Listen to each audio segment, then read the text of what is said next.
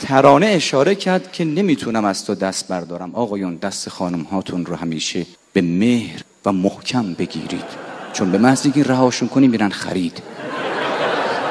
خانم ها اشباع نمیشن از خرید. 2 تا واژه هست که خانم ها رو از خود بی خود میکنه.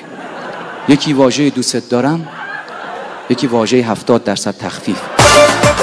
بعد از اینکه بچه ها اولین عامل سرصدا هستن و این طبیعیه، دومین عامل سرصدا خانم ها هستن تو سالن ها. چرا که اصولا تحقیقات نشون داده خانم ها 2 برابر آقایون حرف میزنن، برای اینکه خانم ها هر حرفی رو باید 2 بار بزنن تا آقایون متوجه بشه.